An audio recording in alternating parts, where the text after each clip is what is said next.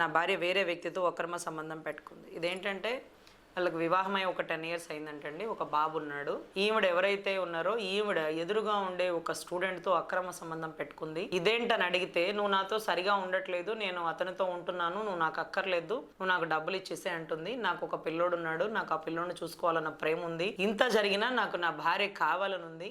మరి నా భార్య ఏమో బిడ్డను చూసుకోవాలి, నాకు 10 లక్షలు ఇచ్చే, నువ్వు నాకు అక్కర్లేదు, విడాకులు ఇచ్చే అని మాట్లాడుతుంది. ఇప్పుడు నేనేం చేయాలని అడుగుతున్నాను. సో ఇతన్ని చూస్తుంటే ఇన్నోసెంట్ అని అనిపిస్తుంది.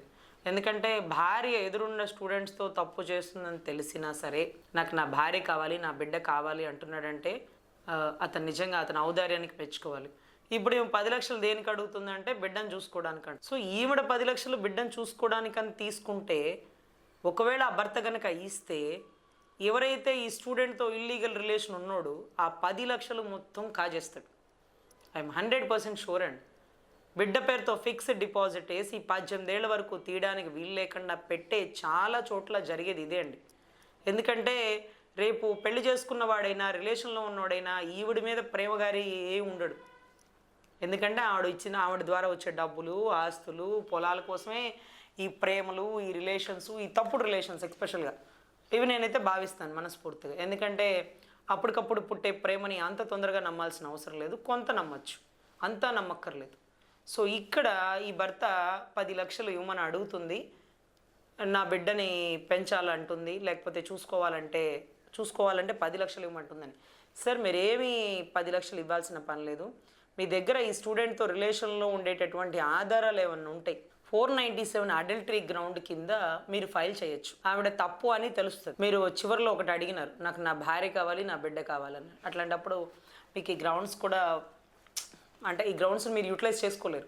ఎందుకంటే మీ భార్య తప్పుడు దానిగా మీరు సమాజానికి చూపించాలనుకోవట్లేదు. మీ భార్య నుండి విడాకులు కావాలి, తీసుకోవాలి అని మీరు అనుకోవట్లేదు. మీకు ఇంత జరిగినా మీకు మీ భార్య, మీ బిడ్డ కావాలనుకుంటున్నారు. అఫ్కోర్స్ సొసైటీలో ఎవరికేమీ తెలియకూడదు, పరిస్థితులు ఎలా ఉన్నా సరే మనం సర్దుకుపోయే ఓర్పు ఉండాలి అంటున్నారు. గొప్పగా, చాలా అప్రిషియేట్ అండి.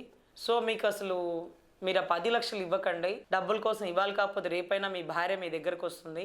ఇవాళ మీ భార్య ఒంటి మీద ఉండే బంగారం కోసమో, మీ భార్య వయసులో ఉందని శారీరక సుఖం కోసం వచ్చిన ఎవరైతే ఆ స్టూడెంటు రేపు ఇంకొక అమ్మాయి తగలగానే, ఇంకొక అందమైన అమ్మాయి తగలగానే, ఇంకొక డబ్బున్న అమ్మాయి తగలగానే మీ భార్యని వదిలేస్తాడు. వదిలేసినప్పుడు ఇవాళ కాకపోతే రేపైనా మీ భార్య మీ దగ్గరికే వస్తుంది. ఎందుకంటే ఆమెని వాడుకునేవాడే కానీ ఆమెని పోషించేవాడు, ఆమెని ప్రేమగా చూసుకునేవాళ్ళు మీకంటే గొప్పవాళ్ళు ఎవరు ఉండరు సార్. ఎందుకంటే ఇంత జరిగిన మీరు ఔదార్యంతో, మంచి సహృదయంతో, గొప్పగా ఈ పరిస్థితుల్లో కూడా నాకు నా భార్య కావాలి అన్నందుకు really I hats off sir. So anyway ఇవాళ ఉండేటటువంటి ఈ లివింగ్ రిలేషను, ఈ తొక్కలో రిలేషను కొన్నాళ్ళకి కట్ అయిపోతుంది. మీ భార్య, మీ బిడ్డ మీ దగ్గరికే వస్తారు. ఎందుకంటే వాడు మీ భార్య ఇల్లు ఒళ్ళు గుల్ల చేస్తాడే కానీ ఈ బిడ్డకి మంచి భవిష్యత్తు ఇవ్వలేడు. సో బిడ్డకు ఫీజులు కట్టి బిడ్డకి దగ్గర అవుతున్న తరుణంలో బిడ్డే తెలుస్తుంది, తల్లి తప్పు చేస్తుంది, నా తండ్రి నీతిగా బాధ్యతగా నా చెయ్యి వదలకుండా నన్ను నడిపిస్తున్నాడు అని తెలుసుకున్న రోజున మీ బిడ్డే నేను తల్లి దగ్గర ఉండను, నాన్న దగ్గరే ఉంటాను అని వచ్చిస్తాడు. ఇంకొకటి ఏంటంటే ఇవాళ కాకపోతే రేపైనా అవసరం, ఓపిక అంతా పోయాక ఆ స్టూడెంట్ కూడా వాడుకొని పక్కన పడేస్తాడు. అప్పుడు మీరు సహృదయంతో మీ భార్యని మీరు చేరదీసుకోవచ్చు.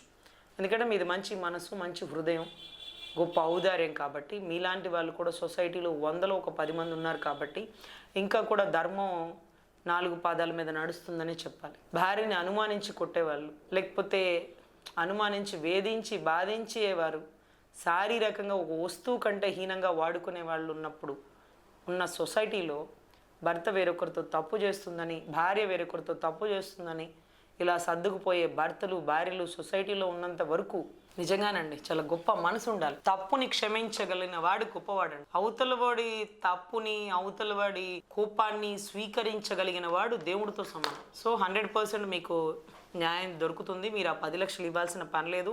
ఆ స్టూడెంట్ ఇవాళ కాకపోతే రేపైనా వదిలేస్తాడు. మీ బిడ్డ, మీ తల్లి చేస్తున్న తప్పు ఇది అని తెలిసిన రోజు నీతిమంతుడైన తండ్రి కోసం గడప దాటి మీకోసం వస్తాడు, రావాలని మనస్ఫూర్తిగా కోరుకుంటున్నాను సార్.